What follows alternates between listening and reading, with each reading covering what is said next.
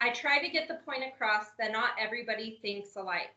There are obvious benefits to being book smart, but common sense and creative thinking is good, maybe even better. This quote is from Dave Pilkey, the writer of the Captain Underpants series. It is significant because not only is Dave Pilkey one of the most notable children's authors of our time, he also has dyslexia. Dyslexia is a learning disability that impacts 1 out of every 5 people. So chances are you know somebody with dyslexia. In fact, I am a mother of a son, an 8-year-old, who has dyslexia.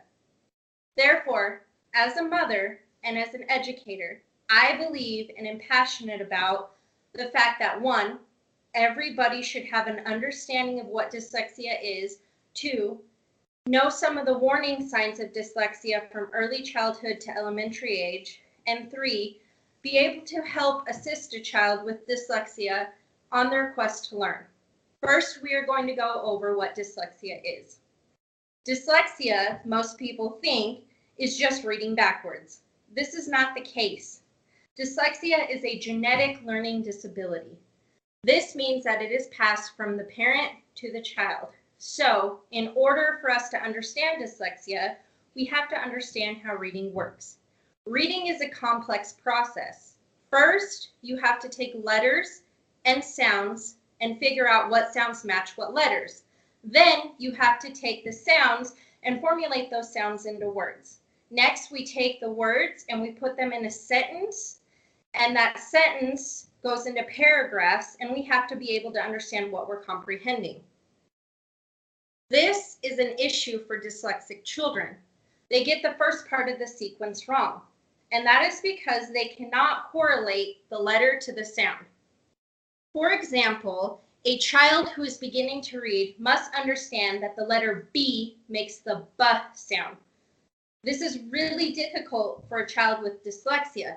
That is because the part of the brain that correlates language, sounds, and sequencing doesn't communicate like it should.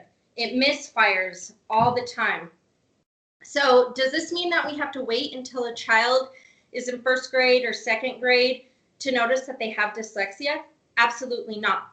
There are plenty of early warning signs in early education, and I'm going to go over those with you now. The first sign that we begin to notice with children is a mispronunciation of words. For example, spaghetti may come out as busketty, and blanket may come out as blanquet. Now, according to readingrocket.org, not only are they going to have problems learning their ABCs and how to write their name, because of that sequencing misfire in their brain, they're also going to have problems with shapes, colors, days of the week, and counting. Now, another very noticeable sign, and something that we really noticed with my own son, is a little bit of a developmental issue with fine motor skills. Now, fine motor skills are being able to hold a pencil correctly, or being able to pick up small objects with the index finger and thumb. Now, as far as elementary age children, the warning signs we're going to see are those issues with reading and spelling. What I mean by this is you're going to notice words that are backwards or letters that are jumbled up in a word. They're going to have inversions of their letters, meaning they're going to see an M as a W, a P as a Q, or a D as a B. And because, again, with that sequence misfire in the brain, they're going to have difficulty learning to tell time.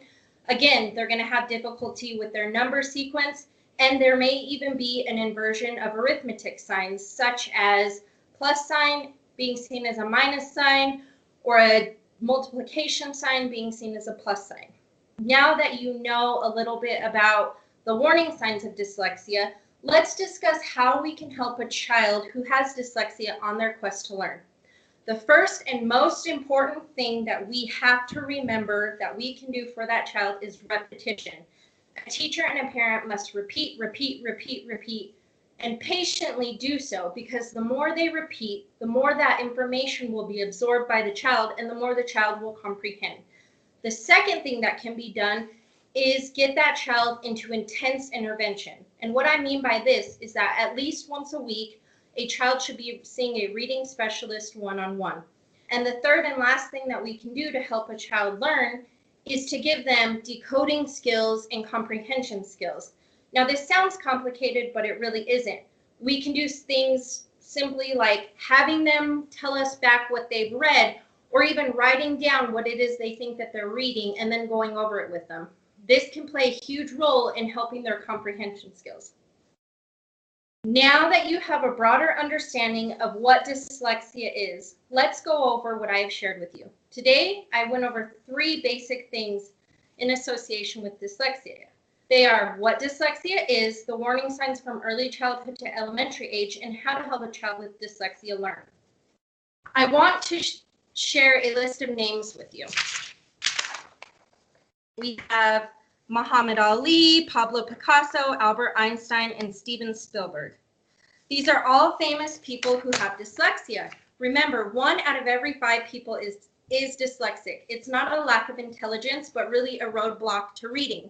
So the next time you see a child or an adult struggling with reading, remember, they may be dyslexic, and the most important thing you can do for them is offer them encouragement and support.